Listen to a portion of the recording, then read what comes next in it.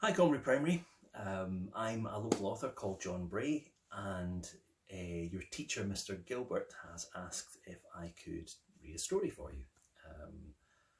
I live in Crieff myself, but I've done school talks in schools all over the area, and a few years ago now, so some of you might remember, some of you might not, I did a school talk to the entire school at Comrie Primary. So it was in the assembly hall and absolutely everyone in the school was in there. But actually, a few years ago now, I actually went to Comrie Primary as a pupil. So in Primary 1, Primary 2, I was at Comrie Primary. I lived up in Glenlednock, and my favourite thing in Comrie Primary was not the assembly hall, it was the dinner hall. And one of my favourite things in the dinner hall was a dinner lady called Christine. And Christine was great because if I finished my main course and I finished my pudding, sometimes if I was lucky, I could sneak up and see Christine and ask for an extra pudding, and she might give me one. And that was probably not the healthiest thing in the world, but certainly something that helped me enjoy primary school a little bit more. So anyway, today's story has a little bit of food in it, it has a little bit of drama and excitement, and it has a character called Drip in it. It's set in the same world as Jack Gruson, my other books, but this is a story that I haven't released for sale or anything like that. You can find it on my website, and it's just a story for people to enjoy. So I hope you enjoy it, and here it is. Drip was an ogre. He hadn't had much choice in that. The people of the town of Dundrove didn't care whether Drip wanted to be an ogre or not. It wasn't always easy to understand what they were saying about him, but Drip knew it wasn't good. Drip was always a little sad. His eyes always had a sort of shiny look, and his nose seemed to run all the time.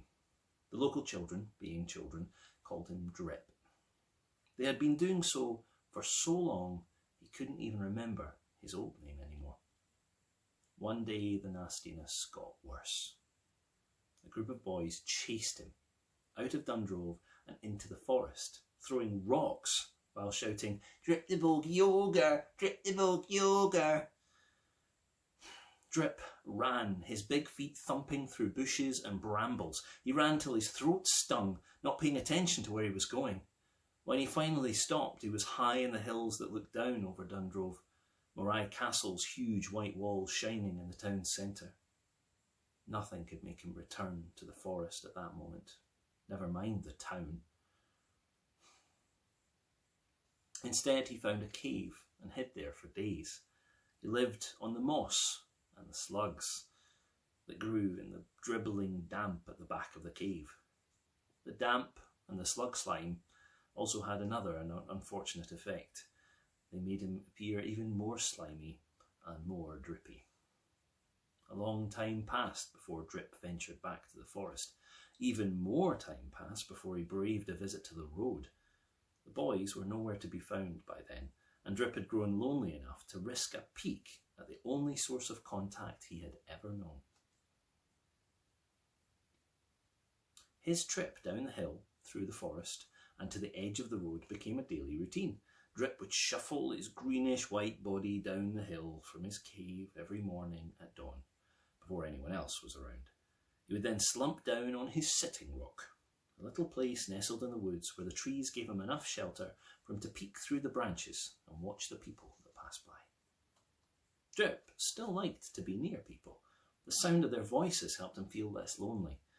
Months and then years went by with Drip hiding in the forest, sitting in the rock, on his rock, listening to the people laughing and talking as they walked or rode along the little forest road.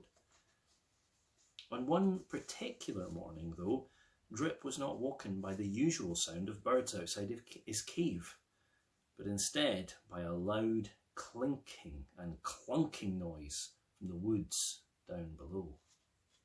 Drip hauled himself up as fast as he could and shuffled his fastest shuffle down the well-worn path, only to find his sitting stone smashed to pieces. Standing beside it was a very shocked, very sweaty old man holding a pickaxe. As soon as he saw the rage in the ogre's eyes, he leapt for the road, untethered his horse from his big heavy cart, leapt on its back and galloped away. Drip was more angry than he had ever been in his life, and before he knew what he was doing, he picked up the old man's entire cart and threw it into a tree. It broke the top branches and crashed to the ground, pieces of cart cascading from the trees like giant wooden snowflakes. Some of the guards from the castle were out on patrol, and they hurried towards the noise. When they saw Drip standing in the middle of the ruins, they got an idea about what had happened. The head of the group walked carefully over to Drip. "What happened here, Drip? Did you do this?"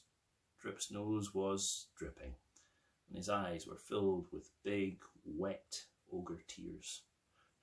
"He smashed up my sitting rock. He just smashed it all up. I didn't mean to smash his cart, though." The guardsman put his hand on Drip's huge, soft shoulder. "Okay, Drip, I think it's best if you come with us to the castle." Drip shook with worry. Why did they want him to go to the castle? Would they put him in the dungeon or something? Drip didn't want to fight the guardsman, though. He had never hurt anyone in his life. So he nodded his big lumpy head and followed behind their horses. When they got to the castle, the head guardsman got off his horse and ran inside to explain why they had an ogre with them. Drip took a second look at the other guards, and he didn't like what he saw. He recognised them all instantly. The rock-throwing boys, all grown up. One of them leaned down from his horse and whispered, "Drip the Bogey Ogre." Drip ran. He had to get away from the horrible boys. Big men now, big men with swords. Drip was sure they would lock him in the dungeon forever. He could hear men jumping off their horses and running after him. Drip tried to move even faster, his huge feet clumping on the cobbled street. Finally, he reached a door that looked big enough even for him, and he leapt inside. The room behind was huge, and it smelled like sweet, juicy berries, and of the bread and pastries that families sometimes ate at picnics in the forest. Drip had really enjoyed hearing families playing and having fun from the comfort of his sitting rock. He started snuffling again at the thought of his ruined rock in pieces scattered through the forest. He was still nervous of being found, but when he heard the guardsman's heavy footsteps running past the door, he knew he was safe. Well, he thought he was anyway. Out of nowhere, a big, loud, high-pitched voice echoed around the room. "And who said you could come into my kitchen?" Part 2. A bowl of soup. Drip's tears became big and splodgy as a lady half his size but with arms almost as big as his and legs like tree trunks marched towards him. He hung his head. "I'm so sorry. I was just hiding. I didn't know what was behind the door." Mrs Bunt, the castle cook, calmed down a little at the sight of the sniffling ogre. She held out a handkerchief for him, then stopped. One look at his huge, bulbous ogre nose changed her mind, and she handed him a towel instead. Once he'd blown his nose on an old kitchen towel, Mrs Bunt grabbed a big mixing bowl from a shelf and filled it with soup from a big cauldron bubbling by the fire. "There you are. Have a seat and get that in your belly. You'll feel better on a full stomach." Drip had never been treated so nicely in his entire life, and he started crying again. Stopping himself, he pulled out a bench near the big table and sat down. The bench creaked loudly under Drip's bulk. Drip wiggled his bottom to get comfortable. The bench creaked even more. He tried to move into a better position, but with one final high-pitched, the bench gave up completely, collapsing into a heap of broken twigs. Mrs Bunt didn't even blink. She simply beckoned Drip to sit on the floor beside the fire and handed him his bowl of soup. He didn't use a spoon, he just slurped up big mouthfuls. The fire beside him and the soup in his belly made him feel better than he ever had. Drip stopped his constant sniffling and even noticed his skin changing to a much healthier deep green. Mrs Bunt took his empty bowl from him. "Well, that should sort you out a bit. Now, if you don't have anywhere else to be, I could do with a hand. We've got a big feast to prepare for Lord Borin this evening." Drip had never cooked before. All of his meals had been things he found at the back of his cave, or, if he was lucky, the occasional handful of berries from the forest. The closest he'd been to anything like Mrs Bunt's big cooking fire was when he lit a small campfire outside his cave to keep himself warm in winter. He tried to explain that he didn't know how to help, but Mrs Bunt just marched him around the kitchen in the quickest tour of the place she'd ever given. She wasn't sure if Drip had followed any of it, but she didn't have much time before she needed to start work on the feast. Drip had taken it all in. The heat of the kitchen was doing something to his brain. He was surprised at how quickly he understood what all the different tools and utensils did. After he had cleared away the broken bench, Drip popped on an apron, washed his hands thoroughly, and got to work. Drip was stirring a big pot of stew when the guards arrived at the kitchen door looking for him. They shuffled in, looking very pleased with themselves. Mrs Bunt was having none of their nonsense. Drip had told her what had happened.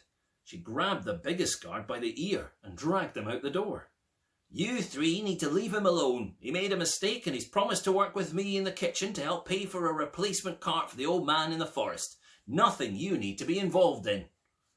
That was that. The guards were silent with shock. The idea of Drip, the Bogey Ogre, cooking their meals made them sick.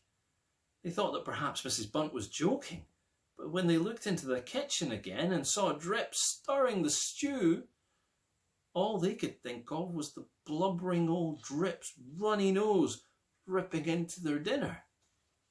Drip's nose was clean and dry now, but that didn't stop the guards from making up their own minds. No one argued with Mrs Bunt, though. She was strong enough to fight off any two guardsmen in the castle at once, and, more importantly, she was in charge of what everyone ate. Nonetheless, the guards knew that they'd be giving the food at the feast a miss. Part 3. Lord Borin's Feast. That evening, after a parade of entertainment from jugglers, dancers and musicians, the people of the castle sat down to their feast. Lord Borin and everyone else nodded with appreciation at the incredible food before them. Thick, rich stew with dumplings the size of fists, hot fruit pies oozing with sweet berries, and hot bread rolls with crunchy golden crusts were placed before them, covering the tables. People stopped talking as they dug into one of the best meals they had ever tasted. But the small group of guardsmen didn't notice any of that. Instead, they pushed every plateful away, certain that the food would be disgusting. In fact, they spent all their time laughing and joking with each other about the fact that everyone else must be eating bogies. They were so loud that they didn't notice all of the yums and mms around them until the end of the feast. Just before the plates were cleared, Lord Borin asked to have Mrs Bunt come out and take a bow for the delicious meal they had all enjoyed so much. Mrs Bunt shook her head. "All the thanks should go to my new assistant, Drip." Mrs Bunt went down into the kitchen and grabbed Drip by the arm, leading him up the stairs to the great hall where a round of applause broke out. It was so loud it made his ears ring. After just one day in the warmth of the castle kitchens, with a steady supply of food from Mrs Bunt, Drip looked like a completely different ogre. His clammy greenish-white skin was darker and greener. And he stood up straighter, and not one tear or runny nose in sight. He was still Drip, but he wasn't so drippy anymore. The guardsmen suddenly realised what they'd missed out on and went to grab at their plates, only to have them taken away by one of the maids. There wasn't even a bread roll left for them to eat. They went back to their barracks that night with rumbling stomachs.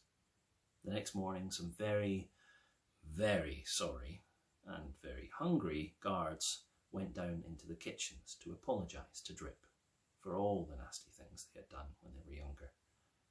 They talked for a long time, and while they all found out about each other, Drip cooked them one of the best omelettes ever. From that day on, the guards always had breakfast with Drip, getting up before anyone else in the castle. They even got into the habit of sitting down at the fire with Drip while they all ate. Mrs Bunt still couldn't find a bench strong enough to hold Drip.